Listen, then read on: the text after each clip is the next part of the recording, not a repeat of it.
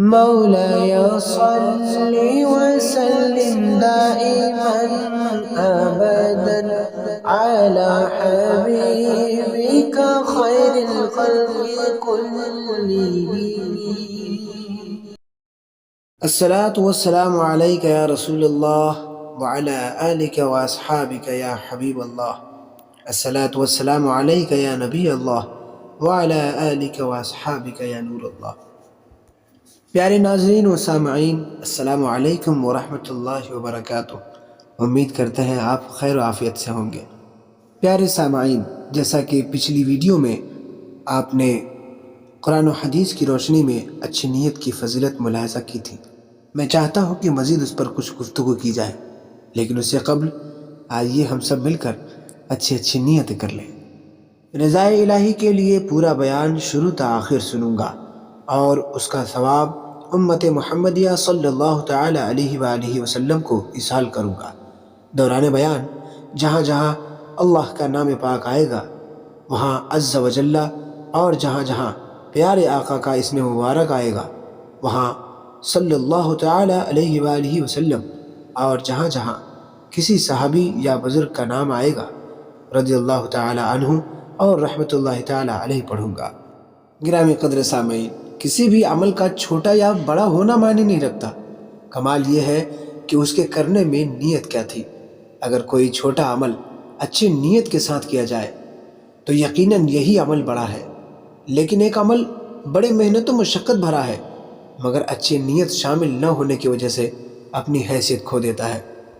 چنانچہ حجت اسلام سیدنا امام محمد بن محمد غزالی شافعی علیہ رحمۃ اللہ الکافی اپنی کتاب احیاء العلوم میں ایک بزرگ رحمۃ اللہ تعالی علیہ کے بارے میں لکھتے ہیں کہ وہ فرماتے ہیں، کئی چھوٹے عمل ایسے ہوتے ہیں جنہیں نیت بڑا کر دیتی ہے، اور کئی بڑے کام ایسے ہوتے ہیں جنہیں نیت چھوٹا بنا دیتی ہے.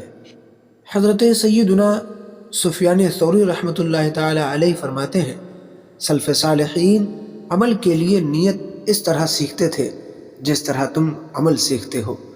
بعض علماء فرماتے ہیں، عمل سے پہلے اس کے لیے نیت تلاش کرو، اور جب تک تم خیر کی نیت کرو گے تب تک خیر کے ساتھ رہو گے. سبحان اللہ. ہمارے بزرگان دین سلف صالحین کا یہ طریقہ رہا کہ وہ ہمیشہ اپنے ہر کام سے پہلے اچھی نیت کی تلاش کیا کرتے تھے، پھر اپنے کسی کام کی شروعات کیا کرتے تھے. ہمیں بھی چاہیے کہ اپنے ہر عمل سے پہلے اچھی نیتوں کو شامل فرما لیں تاکہ اللہ عز و جل کی رحمتیں ہمارے عمل میں شامل ہو جائیں اور اللہ تبارک و تعالی ہمیں خیر کثیر عطا فرمائے. منقول ہے کہ ایک طالب علم علماء کے پاس آیا کرتا اور کہتا، کون ہے جو میرے ایسے عمل کی طرف رہنمائی کرے جس کی وجہ سے میں ہمیشہ اللہ عز و جل کے لیے عمل کیا کروں، کیونکہ میں یہ پسند نہیں کرتا کہ دن اور رات کی کوئی گھڑی مجھ پر ایسی گزرے میں جس میں اللہ عز و جل کے لیے عمل نہ کرتا ہوں. اس لیے اس سے کہا گیا، تم نے اپنا مقصد پا لیا، جہاں تک ہو سکے نیکی کیا کرو، اور جب عمل خیر سے تھک جاؤ یا اسے چھوڑ دو تو اسے کرنے کی نیت کر لو، کیونکہ عمل خیر کی نیت کرنے والا بھی نیک عمل کرنے والے کی طرح ہے. سبحان اللہ. بعض اکابرین رحمہم اللہ المبین فرماتے ہیں، تم پر اللہ عز و جل کی بے شمار نعمتیں ہیں اور تمہارے گناہ تمہارے علم سے بہت پوشیدہ ہیں، لہٰذا تم صبح و شام توبہ کر لیا کرو، وہ تمہارے درمیان کے گناہ بھی بخش دینے والا ہے. پیارے ناظرین، بے شک اللہ عز و جل کی یہی شان ہے کہ وہ اپنے بندوں کے تھوڑے عمل پر بھی راضی ہو جاتا ہے اور انہیں خیر کثیر عطا فرماتا ہے. اللہ تبارک و تعالی بڑا غفور الرحیم ہے، وہ اپنے بندوں کی دلوں پر نظر رکھتا ہے نہ کہ ہمارے اعمال پر. شرط یہ ہے کہ ہم جو بھی کام کریں اس میں اللہ تبارک و تعالیٰ کی رضا شامل کریں. حضرت سیدنا ابو ہریرہ رضی اللہ تعالی عنہ فرماتے ہیں، تورات شریف میں ہے کہ جو عمل میری رضا کی خاطر کیا جائے وہ تھوڑا بھی بہت ہے، اور جس عمل سے غیر اللہ کی رضا مقصود ہو وہ زیادہ بھی کم ہے.